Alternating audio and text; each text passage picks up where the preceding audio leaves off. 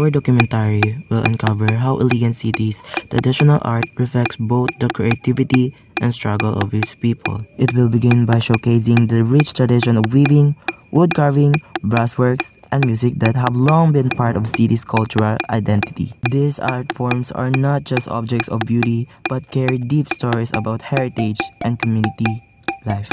As part of our exploration, we had the opportunity to interview 3 artists from distinct studios. First up, we have Art Nell from Inatop. We'll be hearing about their insights and experience in preserving and promoting the city's rich cultural heritage. Okay, so when did I first discover my passion for traditional art? Actually, since bata pa ko kay ang parents ko ba na more bit of the early age, in-encourage akong drawing, like kung bitaw actually parents yun ako ang inspire sa ko ang pursue kay pero bitang bata pa ka pag start sa school bata pa rin naman kay mga art mga school supplies or school material coloring. So pag dito ko na yung ganyan yung di man sila masukok mong good nga murot ng papel or pakuhan as long as palayon lang kung anong dito natin sa i-pursue din ako siya sa elementary ko, high school, college, encourage ako ko nga mag-join ko kuan editions nakakapil ko mga journalism writing hantun sa nag-college ko sa IIT nakasunod ko kuan art organization dito. So until sa nag-work mura gyapon art lang gyapon siya art related mo work which is proud ko and happy ko at the same time kay contented ko sa current work na ako na related gyapon sa arts. I think that is ang influence ako.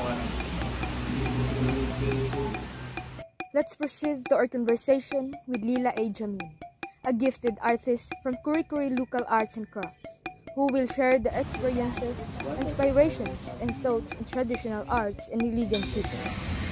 Sacrifices, okay. Currently, na ako'y business nga ginadala. So, bag-o lang ko dire,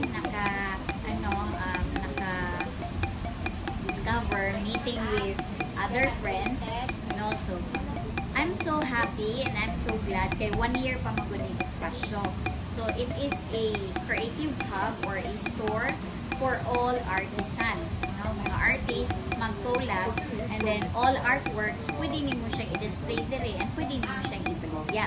So ang ako out of hobby lang siya, dili gid ingon nga kanang makabaligya ko daghan, although I have done commissioned arts before, and akong mga buyers is mga friends lang nako nga very supportive with my work of arts. And then ang sa karon, I'm so happy nga kanang daghan day mga artists ang Iligan. So ang isa sa akong sacrifice is ang ako ang time, I juggle with my time doing business and then doing this kind of hobby. Biggest challenges na I have faced as an artist here in Iligan City is ang ako as a hobby lang yun when I started here.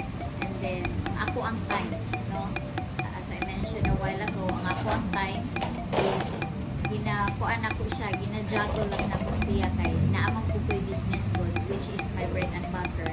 Then kani siya, nahulog ni siya na I gave much time also for my hobby para sa ako ang wellness. Kaya sa boring na biya kay sige ra kay trabaho.